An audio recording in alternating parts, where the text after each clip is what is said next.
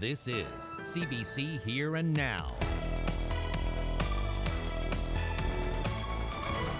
It was only a matter of time, but we did see some wet snow in town today. Action last night at the Weston Bakery and a fair-sized police presence. It was the public order unit at what seemed to be a peaceful strike action. Was it needed? Stay tuned. Good evening and welcome to Here and Now. I'm Anthony Germain. And I'm Carolyn Stokes. We begin tonight with the plight of teachers in this province.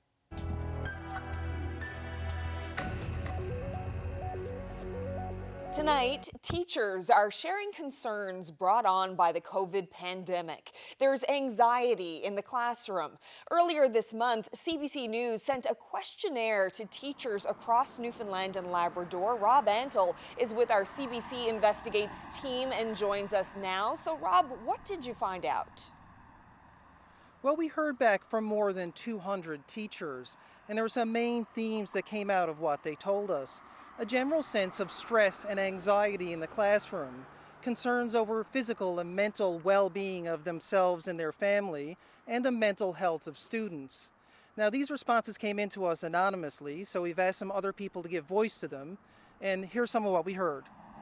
It's so stressful. This is so very hard on the children and adults alike. The first 2 weeks of school, I cried every day. Now I'm used to it. It is a very scary time. Students are looking to us to see if they're safe, and we do the best we can, but fatigue is setting in. 5 weeks in, and I am burnt out like never before. I love teaching, but this is bad all around. I fear for the profession, for the students, and my colleagues. Okay, those are some pretty strong words, Rob. What's at the root of all of this stress and anxiety? Well, a lack of space in the classroom, a lack of physical distancing, and the impact or potential impact of that if COVID ever becomes a problem in the schools. Only 3 of the more than 200 teachers who responded to our questionnaire said their students were 2 meters or more apart when seated in the classroom. And here's some more of what they told us. You simply cannot social distance in a primary classroom. In reality, we are safer at Walmart than in a classroom. Students are in overcrowded classrooms with no ventilation and are sitting shoulder to shoulder. Their elbows literally touch. We're fine right now, but if a case gets into a school, it'll be a tragedy. I love my job and love my students, but teaching children in these conditions is beyond dangerous during a global pandemic. Big concerns there, Rob. Is anyone reacting to what teachers have told us? So we spoke with Dean Ingram. He's the president of the NLTA. He wasn't shocked to hear any of this, any of these responses to our questionnaire. He's calling for an independent review of more resources and supports in the system. Here's Dean Ingram. Our position since March has been that the matter of people, space, time and place, putting large numbers of people in small rooms for extended periods of time, poor ventilation, well, that describes many of our province's classrooms. And with that in mind, the public health measure we see in venues across the province are absolutely different than we see in our schools. So the top line data reflecting concerns, anxiety amongst teachers is far from surprising. So that's the teachers union, but what about political reaction on this? Well, there was some political reaction this afternoon at Confederation Building. Here's some of what happened there.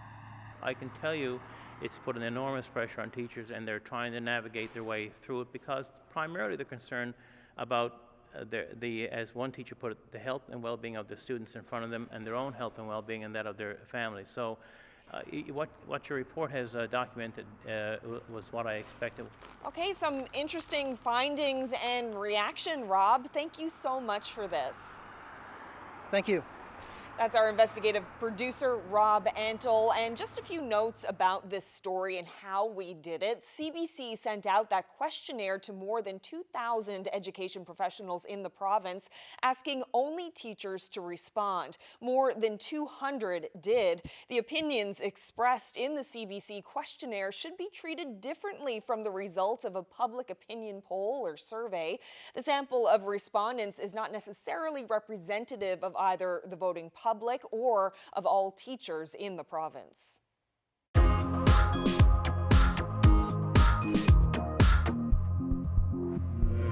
NDP's education critic is calling to cancel end-of-year exams. Jim Din is a former teacher and former president of the province's Teachers Association.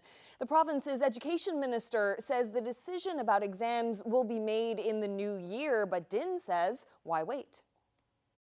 Make the decision now. We're into the school 2 months, where that's 20% of the year. Make the decision now. Take the burden of the stress off teachers and students and parents, and let teachers do what they've been asked to do, which is to make up those gaps, to focus on the social, emotional learning that for students, to deal with the stress that they are dealing with and that their students are dealing with. And that's not all. Jim Din is also calling to cancel report cards for some grade levels. More on the best use of teachers' time and how they're coping in the classroom ahead on Here and Now.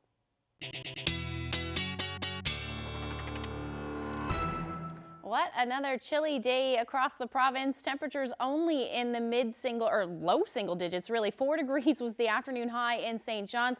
We did see a little bit of wet snow. I didn't see any at my house, but Anthony told me as he was earlier today that he did see a few flurries.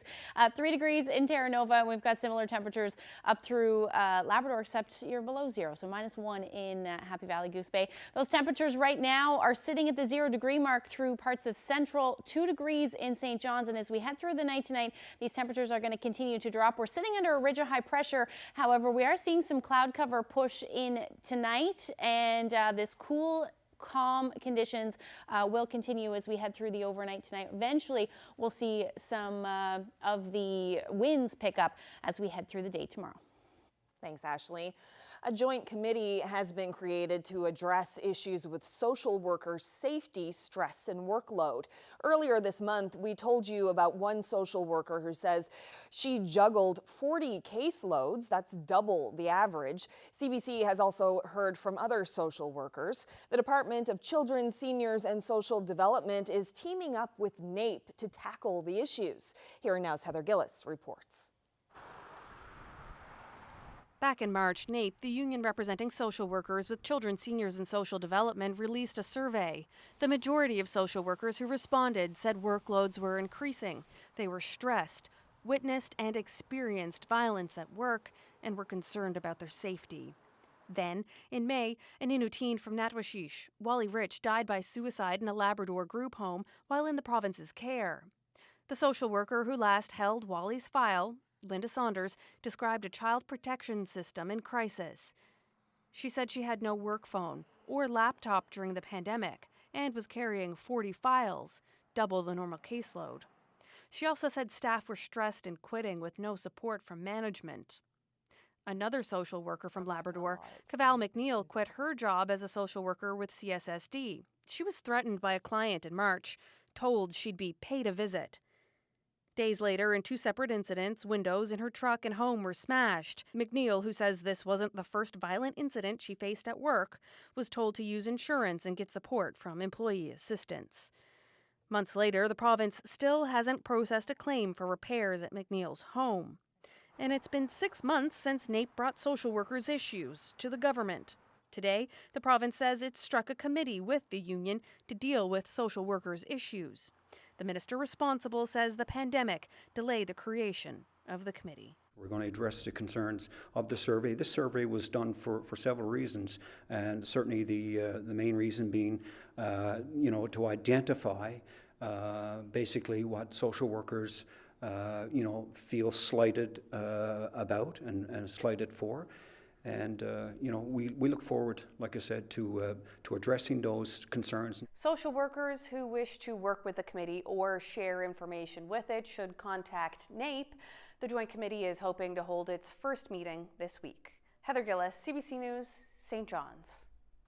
Well, the Premier has confirmed the MHA for Lake Melville will remain in caucus despite demands from the Innu Nation that Perry Trimper be expelled.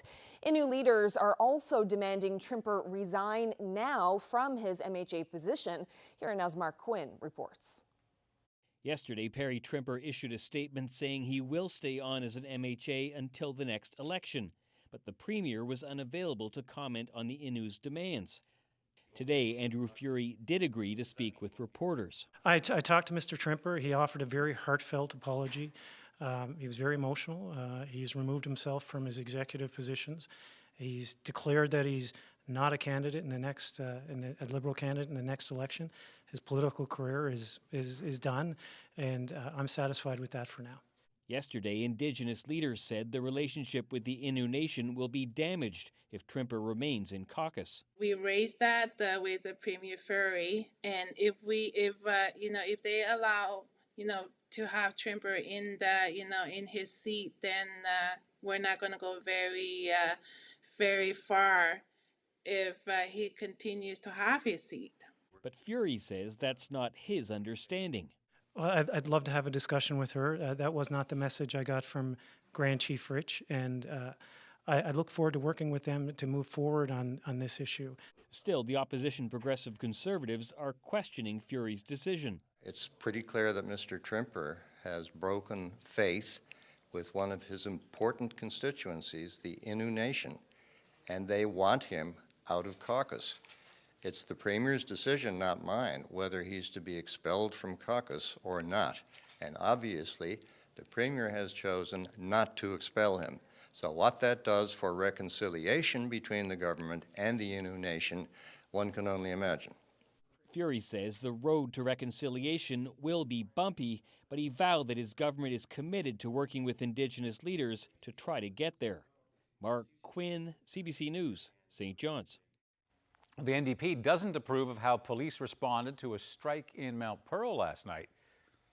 Only place that this will be resolved is at the bargaining table with Dominion workers, with our union, not by calling the St. John's Police because you can't get your bread out of the parking lot. We'll get to the bargaining table in a moment, but the union representing Dominion workers says about 20 officers showed up to their demonstration outside of Weston Bakeries, threatening to arrest people. Dominion's parent company, Loblaw, owns that bakery, and the leader of the NDP says the picket line was legal and peaceful, and she questions why police would mobilize officers at midnight. Alison Coffin says she's spoken with the police chief and understands the procedure, but doesn't think it was handled the right way. I got a frantic call at 12:30. When I got to the picket line, there was an enormous police presence and this soft tactical gear, 30 officers coming at you in the darkness with lights flashing. So I think that perhaps a better approach could have been taken. Maybe daylight would have been a nicer time to do that. Hey, it would have been a little less intimidating. I heard people were crying in their cars. They were so afraid of what was about to happen. Now, for its part, the RNC issued a news release this afternoon saying it will keep an open line of communication with all parties involved in the strike. But it also stands by bringing in patrol officers, traffic services, and an entity called the Public Order Unit to ensure safety. Now, to better understand what all this means, I met today with the RNC. So the Public Order Unit is a resource of the RNC. They're highly trained officers in the area of de-escalation and crowd management. So is that like a riot squad, or what is that? We don't call it that anymore, or? So crowd management would be, a portion where you would see officers involved in things such as strike action, protest, or otherwise. And, seldom you would even notice that they're in the area. And, like I said, they're highly trained in de-escalation. They can observe and stand at a distance and ensure there's no, incident. Well, they certainly got noticed last night. How do you decide, or how does the RNC decide how many members of the Public Order Unit to send to something which seems like a fairly innocuous, peaceful strike action? Yeah, so anytime our officers respond in relation to complaints or otherwise, we take in information around us and make decisions on resources as needed.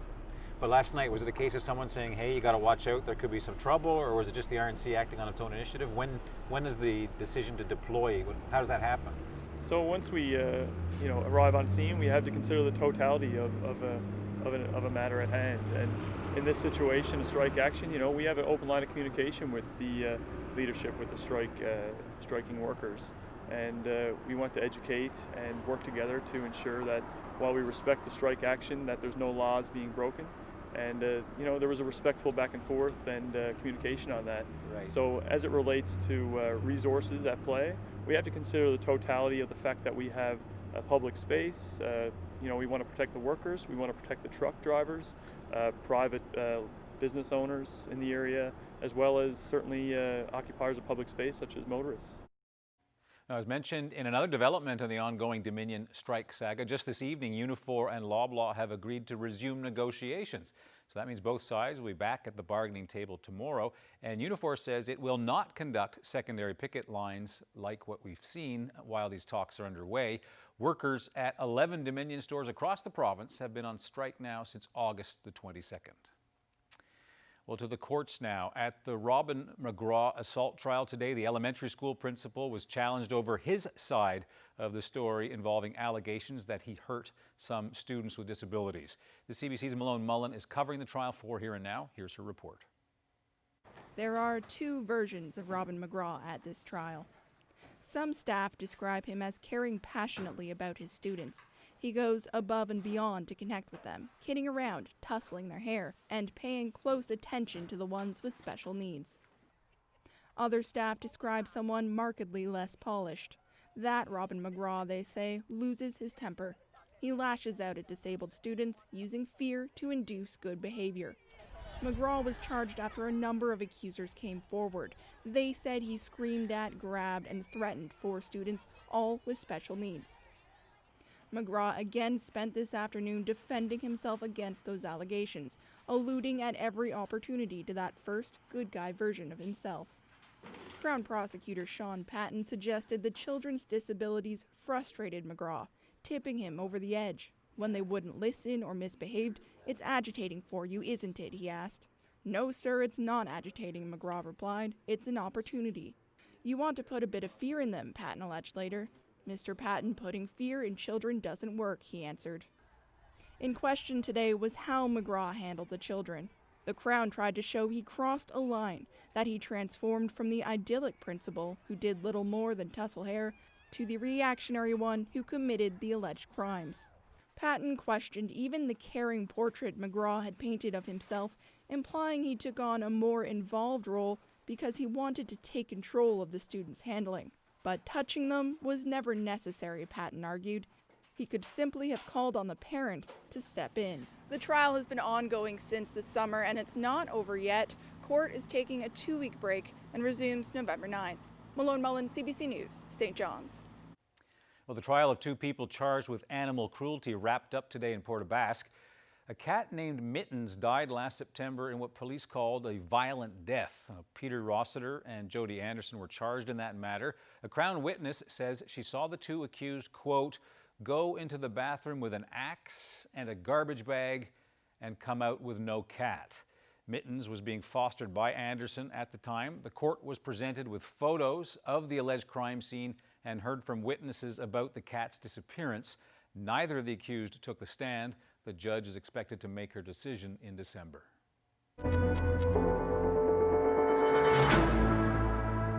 Well, it's now a little easier to get a COVID test in this province. As of Monday, there are new testing criteria.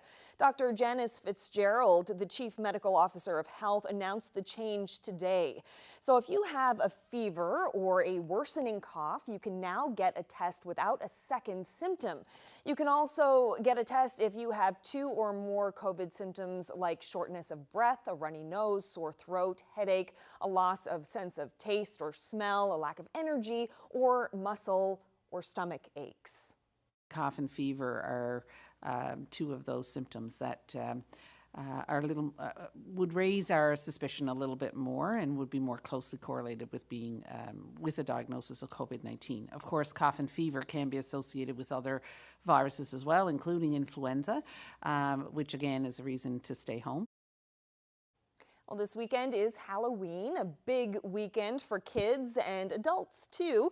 Unlike some parts of the country, Halloween isn't canceled here. So what are the recommendations? Here Now's Peter Cowan was asking about this at today's briefing. So Peter, let's start with the children and the candy. What is Fitzgerald saying about safety? Yeah, and the good news is in many ways trick-or-treating is going to be very familiar to what you might have seen in previous years. Some of the key changes, things like keep the sizes of groups down, make sure you're washing your hands, all the sort of regular public health precautions we've seen throughout this pandemic. If you are handing out treats, kindly wash or sanitize your hands and consider wearing a non-medical mask when answering the door. Drop the treats directly into the children's bags rather than inviting children to select their own treats. Children should wash their hands before they leave home, when they arrive home, and before eating any treats. Parents should consider accompanying their children this year to ensure they follow physical distancing guidelines. Children, even older ones, are often so excited on Halloween that they might forget. Now, it's not just children who get excited by Halloween. Lots of adults like to dress up. They like to go out to parties. So what is it going to look like this year? Well, downtown St. John's isn't advertising the big usual Mardi Gras. And when it comes to house parties, well, Dr. Janice Fitzgerald says you do need to be careful. And basically the same general rules and guidelines around gatherings apply for Halloween as well. Look at where you're going. If you're going to go to a party, is it going to be, are there going to be a lot of people there, people you don't normally hang out with, people that you may not know, you're going to have close contact with? Are you going to be in an enclosed space? Is it going to be crowded? Is there going to be enough space for you to be able to physically distance? And how long are you going to be there? If you're going to be there an extended period of time, obviously the longer you're in a place, the more likely there is for contracting or spreading COVID-19. So you need to consider all of those things, but also, you know, remember that you need to wear masks when you're up and moving about. What about bars? Dr. Fitzgerald said that she expects that they will have to continue following the same measures they have all along, things like keeping people apart, the physical distancing.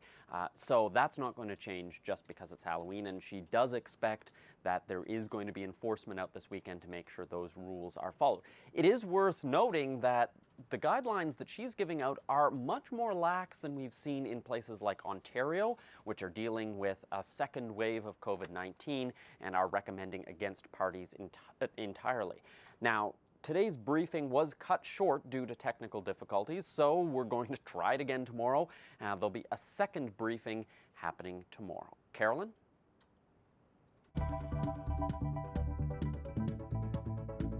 We're so excited. You know, it's a bit like they love being unexpected and they like to surprise people with what they can do. And, you know, they're so proud of this effort. Well, Nan and Pop are at it again. No haunted house this year, so they're making a Halloween music video instead. And here now goes behind the scenes, and you don't want to miss it.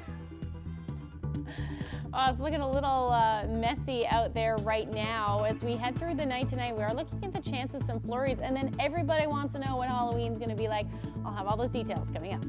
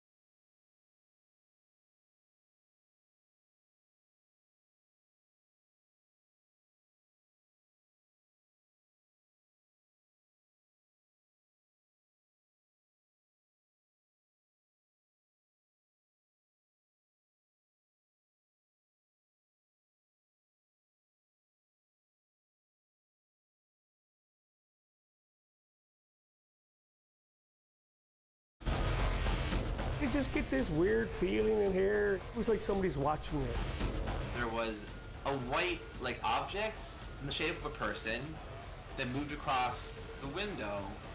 Creepy tales of the unexplained. I remember walking home and I thought I heard, a crack of a whip, and I said, it can't be, is that really? And then I heard it again, and I just started running. The haunting of. Spooky stories from across the province, Thursdays in October on Here and Now.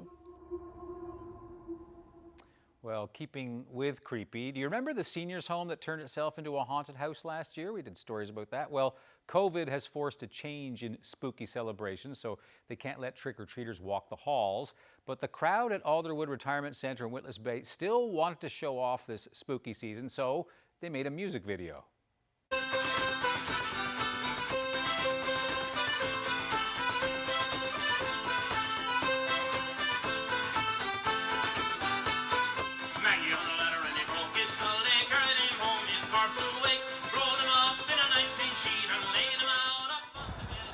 Hey, I'm just saving this for test drive. What do you plan to do with me?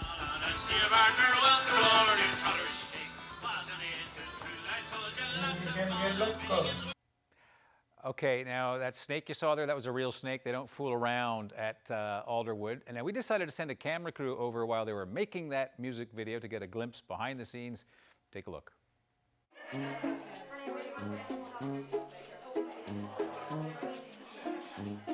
You look good, as good as you can look dead. You're the best dead looking person I've ever saw. Last year we had a haunted house here, which was very, very popular. We had over almost 600 children come through. And unfortunately, because of COVID, we weren't allowed to do that again this year. So I thought, okay guys, well, let's do something else. We got asked to help make a video for the Alderwood Retirement Home, and that's what we're doing. They just love having the fun, you know what I mean? You try to do what you can for senior citizens. Make it happy for them, make it a happy day for them, right? As you can see, they did have a ball today, right?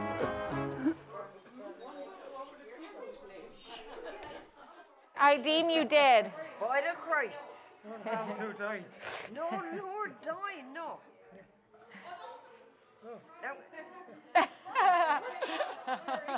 Does that feel okay? That's scary. Look at that. Maddie. You just sit down and then turn, okay? Okay, there you go. Right now. Don't take your time, take your time. You want me to move this in more? No, I just want to swing my legs. Okay. Look at her go. She's like a 16-year-old, honestly. One down by her legs, maybe one up by her... Teresa. Oh my God, you're a sport. Okay, all right. Okay, are we ready? Keegan, are we ready? Okay, 1, 2, 3. Oh. Hey, I'm just saving this for test drive. What do you plan to do with me? Well done. Perfect. Deadly, deadly. What do you think, Keegan? Yeah, we're good.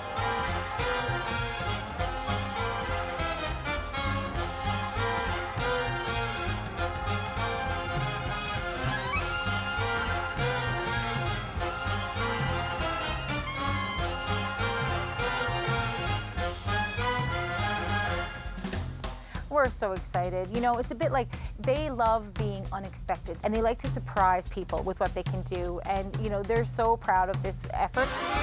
Yes, even though they know they're at a funeral home, they're still having fun. They don't mind. Slow and loud, Bernie. What's wrong with you, boy? You think I'm dead or something?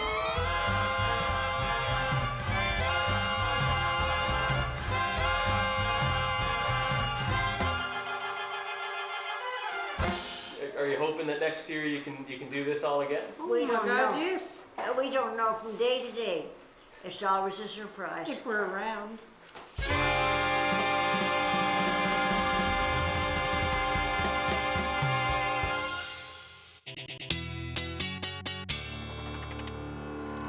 That was so funny. It looks like some of them missed their calling and acting. It was awesome. They were definitely having a ball. What did you think about the snakes, Ashley? No, I didn't. You saw me. I turned my head. She doesn't like snakes. No, I don't like snakes. But that was pretty brave of them to be wrapped up in these giant snakes. Yeah, I'd say. Yeah. Good for you. Great video. Yeah.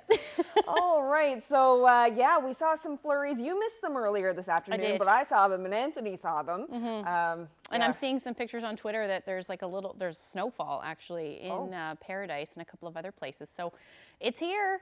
It's here. So close. Yeah, warm or cold temperatures today. Let's take a look at what we saw here in town. 3.5 degrees was the afternoon high. Temperature didn't really move much, only a degree there. And you can see the record was 17.9 degrees, way off of that. And sunset at 5:50 now. On Sunday night, this will change by an hour because we will move the clocks back. So sunsets now will be around 4:50, 4:45, and then at least we'll get some of that morning light, which is good when you're leaving the house for sure. Temperatures right now sitting at 1 degree in St. John's. We've got temperatures hovering around the 0 degree mark in Gander. You did see some snow melt. Gander West, Rodney Barney pointed out that your snow depth was at 8 centimeters tonight, and it looks like that's going to stay there because temperatures will be chilly as we head through the overnight tonight. We've got an area of high pressure. That still doesn't mean that we're still going to see some showers and or flurries as we head through the night tonight. As that temperature gets closer to the 0 degree mark, obviously that'll change over to flurries. But other than that, not a whole lot going. The satellite radar not picking up on the flurries that are happening, but they are there. And as we head through the night, you can see that ridge of high pressure generally dominating, but anywhere along the north is where we'll see that risk of some flurries or showers overnight tonight. Up through Labrador, we're going to see some light snow develop as well for you in the west. And then as we head into the overnight, some clouds will move right back in for the west coast, and then we'll see some showers or flurries. Certainly in the higher elevations, this will be flurries, but that should change over to showers into the afternoon for sure in the lower lying areas. Here's where we should be sitting overnight tonight. -2 for St. John's. Those winds are going to stay generally light tonight, anywhere from 10 to 15 kilometers per hour. As you get into those lower lying areas, though, looks like minus double digits, -10 in Grand Falls, Windsor, -4 in Corner Brook. And then up through Labrador, you're looking at a temperature near about -6 for Happy Valley, Goose Bay. Same thing for Lab City, and then similar temperatures along the coast as well. However, a little bit more breezy, 20 to 40 kilometer per hour winds expected tonight. So tomorrow afternoon, we'll see that potential for some flurries. Again, in those higher elevations, probably going to pick up a few centimeters into the afternoon. As you get to the lower elevations, that'll change over to rain because our temperatures are going to jump up as well. Mainly for the east, we're looking at a mix of sun and cloud with the chance of some showers moving in as we head towards the evening hours.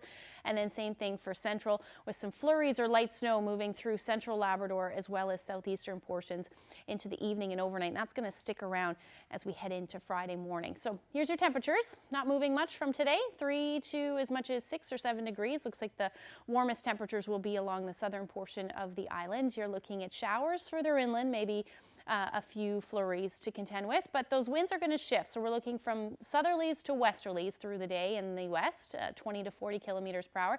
And eventually in the evening, the winds will pick up in the east as well, about 20 to 30 kilometers per hour out of the southwest. And then for Labrador, you're looking at flurry activity through the day. Most of you in the west are going to see those temperatures below 0 and then 1 to 3 degrees in the eastern, or rather towards the coastal areas. And again, those winds will ramp up 20 to 30 kilometers per hour in the evening. Here's a look at that area of low pressure. In behind that, we're going to see that cooler air. This is Friday. We're actually going to see the remnants of what is now Hurricane Zeta move further south of us. We could see a few showers, maybe even some flurries from that one, depending on how far north it goes, but it won't amount to much. Winds won't even be anything really. And then as we head into the day on Friday, things will generally clear out. Some more onshore flurry activity expected potentially for the west coast. But other than that, it's going to be fairly quiet. Now, Saturday, which is Halloween, we'll probably see a few showers to start the day, maybe even a few flurries. That'll move off quickly. And the evening's actually looking fairly nice for most of the island. We might see some flurries up through Labrador. However, it will be chilly. We're looking at temperatures on Friday anywhere from 0 to 4 degrees, the warmest in the east. Chilly again up through Labrador, -1 in Happy Valley, Goose Bay, and then into Saturday, that's where you're going to see these temperatures. So these are the daytime highs. By the time we're out trick-or-treating, it's probably going to be into the close to the 1 or 2 degree mark, and then a little bit of a wind chill as well. So you're certainly going to have to bundle up if you're heading out. And then for the rest of the week, we're looking at about 4 degrees for Sunday, and then Monday it looks like a push of warm air will move in. So we're going to see some periods of rain. Temperatures back up into the double digits at this point, it's looking like, but they're going to drop right after that moves through as well, back down to the minus single digits for most of us. For Eastern Labrador, there's a push of warm air for you at this point, is looking like as well, with rain on Monday. And then, however, we're going to stay in the cooler air for Lab West with the potential for some snow for you. Wanted to share this great shot. It's that time of year again. Game of pond hockey happening in Nain. This was today. Wilson shared this one with me. Thank you so much for sharing that photo. And if you have any weather photos to share with them, send them to nlphotos@cbc.ca.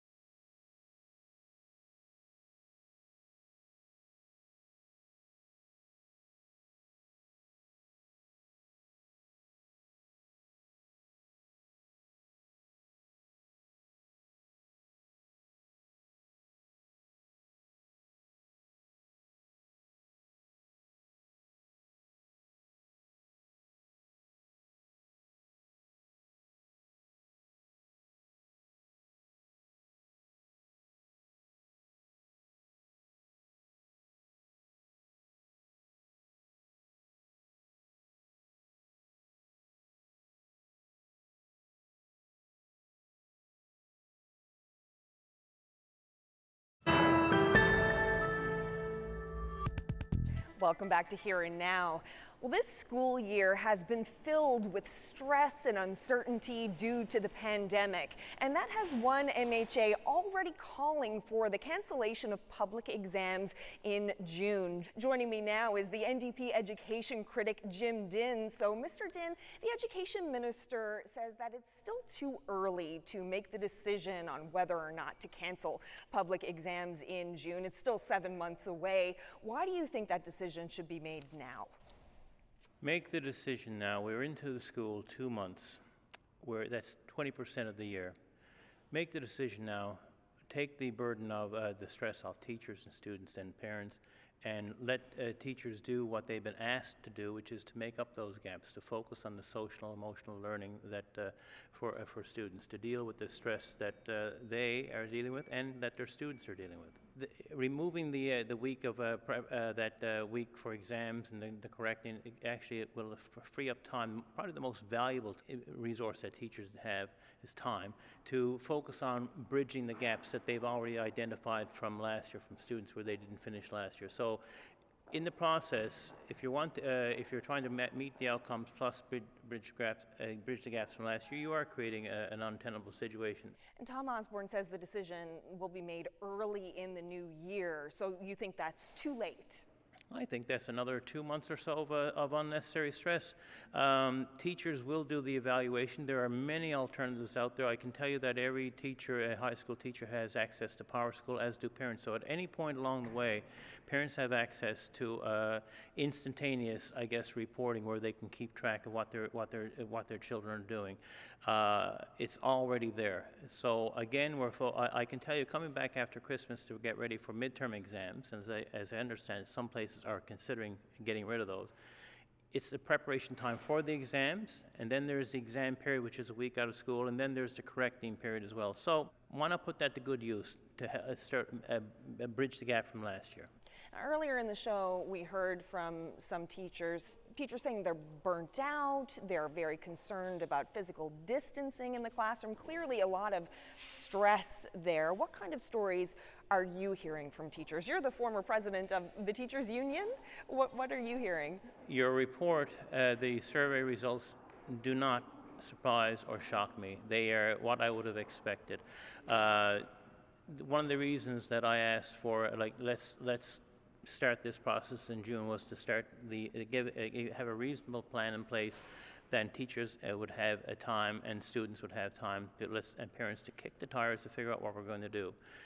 But to come back in and to deal with the busing problems, the supervision issues, and everything else that goes with it, as to how do we bridge the gaps, how do we meet the outcomes for this year, that's to be expected. Also then to deal with the social distancing, whether the child is wearing masks and the measure. I can tell you it's put an enormous pressure on teachers, and they're trying to navigate their way through it because primarily they're concerned about as one teacher put it, the health and well-being of the students in front of them and their own health and well-being and that of their families. So what your report has documented was what I expected, what I've been saying, what my colleague in the PCs, Craig Party, we've been saying this all along. We knew what was going to happen. So it's many of the stories that I saw in the report echo the stories I've heard. All right, Jim Din, thank you so much. Thank you. Hey, I'm Ramraj Shavendran, the co-host of the St. John's Morning Show. I want to let you know about a series we've been working on here at CBC NL. It's called NL in Color. I got a chance to sit down with folks that live right here in St. John's that don't always look and sound like the people around them. I'd be excited eating like mac and cheese and, and fish and brews. The need to belong is less important to me. People are gonna think that brown people don't know what a crosswalk is. They think you come from, I don't know where. We've already given them so much, how can they ask for more? I was absolutely floored. You can tune in right here on Here and Now, or on CBC Radio 1, or even online, cbc.ca/NL.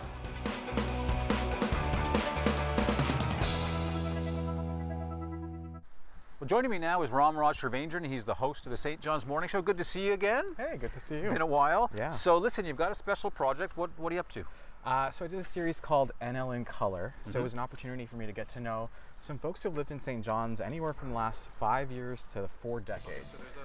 But the trick is, with the folks I spoke to, they don't necessarily look and sound like most folks in St. John's. So it was a very unique experience that I wanted to capture. So I got to have these great conversations with people about their experiences living here, some questions they get asked, and how they navigate life. So what was it about this, Ram, that you wanted to be part of? Why did you want to do this? Well, I was born and raised in a city that had a little bit more diversity that was noticeable to me. And so it was a lot around me. So when I got here, I didn't see a lot of that, and maybe that had to do with the pandemic, because it was kind of just isolated to certain spots. But I did want to see how those voices and those folks, because I knew they existed, how they navigated life here, because I figured it might help me get some insight onto what things might be like for me. Okay. Well, listen, I know it's all going to start tomorrow, and the name of the series is? NL in Color. All right. Thanks, Rom. Don't forget to tune in tomorrow on Here and Now.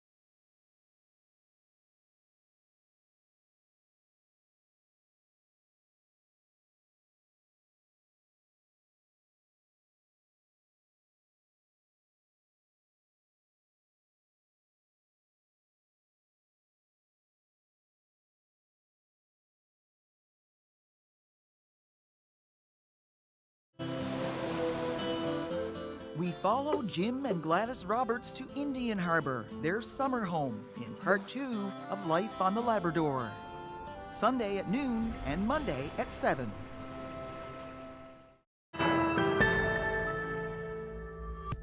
Well, do you remember the Apollo? That was the ferry that crossed the Strait of Belle Isle between St. Barbe and Blanc-Sablon for almost 20 years. Well, it was worth more than $2 million when Labrador Marine sold it to Quebec last year, but the value plummeted fast. Just listen to what happened. They had bought a ferry called the S.A. Gautier for something like $200 million in 2015, and the Gautier just kept having problems. And in December of 2018, had so many problems, in fact, they had to be taken out of service. And they were kind of stuck and over a barrel, and they needed to find a short-term solution quickly. And that short-term solution was the Apollo, which appears to have been bought without much of an inspection quite frankly, didn't really work. It was in service for a grand total of 17 days and made about 10 crossings, 2 of which involved crashes.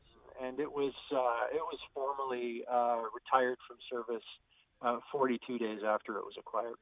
Well, then the question was, what do we do next? They were going to make the Apollo a diving feature, an artificial reef, if you will, and they had plans to scuttle it in the Gulf of St. Lawrence and use it as an attraction for local divers and presumably divers from elsewhere as well. Turns out the Apollo has a bit of an asbestos problem.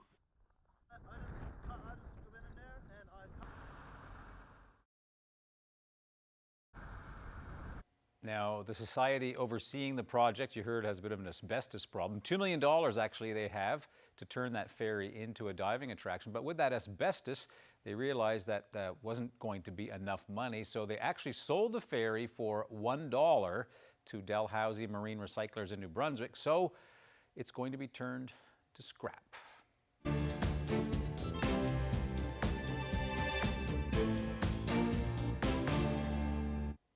Well, Canada's top public health officer issued a call to action today to learn from this pandemic and to work to improve the inequities the crisis has exposed.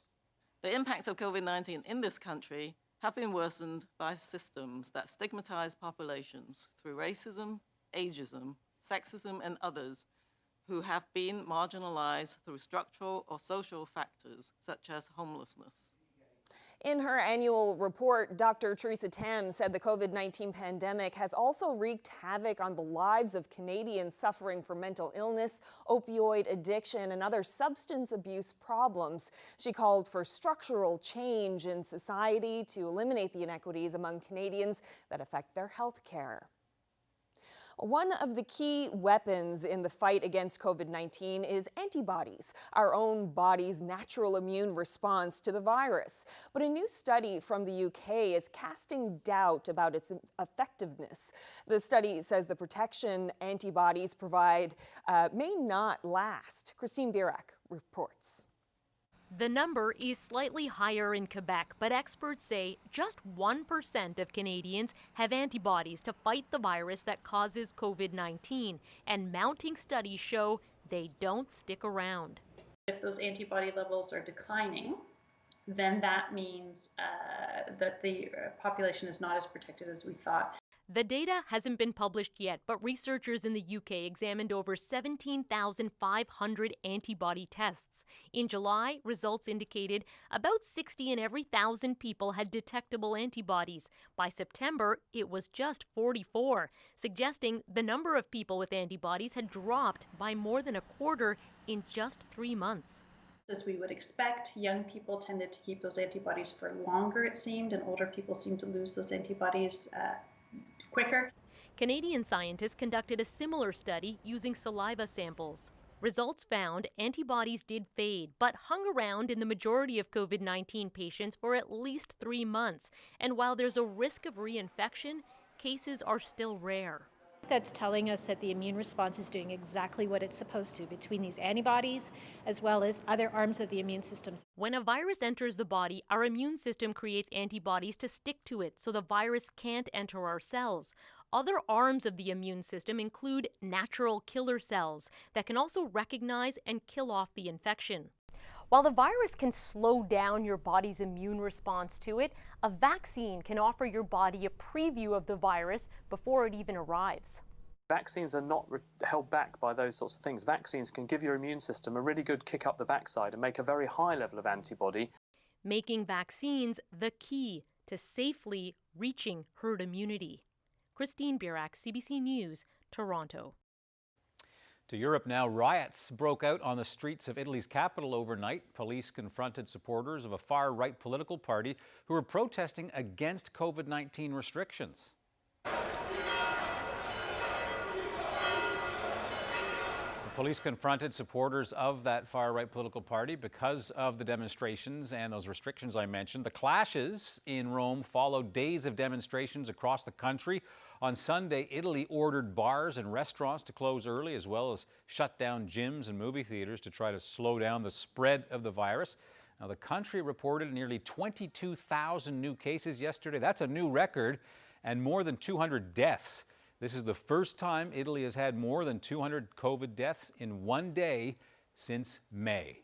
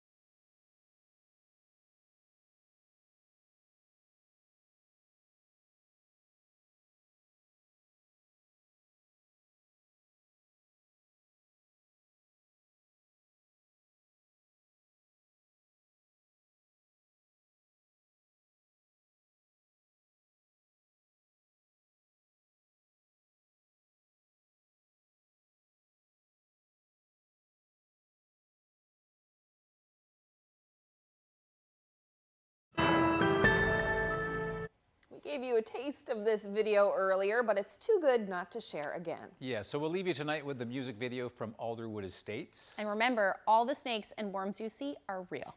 Good night. Good night. See ya.